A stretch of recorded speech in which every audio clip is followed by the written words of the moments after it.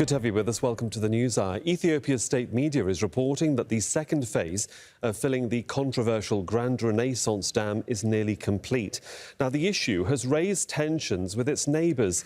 Egypt and Sudan want a binding deal over the filling and the dam's operations and have approached the UN Security Council to intervene.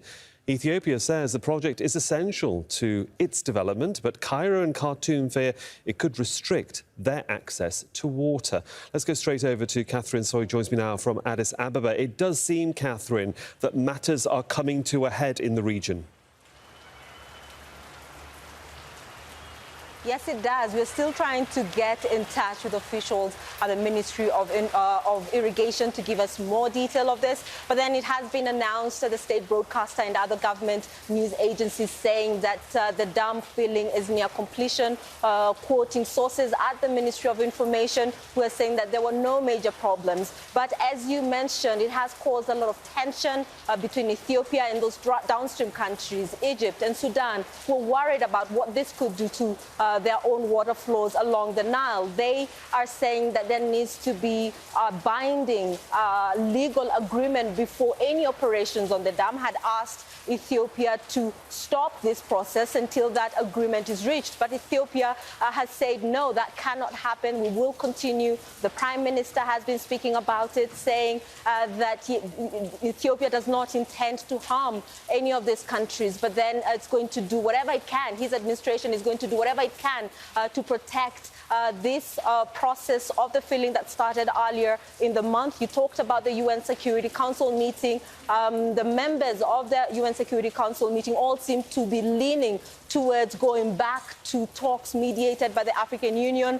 We know previous talks mediated by the African Union have failed, but Ethiopia also says that this is an Africa problem that needs to be dealt with by the African Union. Egypt and Sudan are saying that they need mediation from the UN, the European Union, and so on. But a lot of people here in Ethiopia are saying that they're waiting for this project to be complete. They're waiting, they're hoping for those benefits. 65 million Ethiopians, that's half the population, are do not have access to electricity. We've been speaking to some of them who are saying that they're very proud of this project. It's a project that they raised money to fund.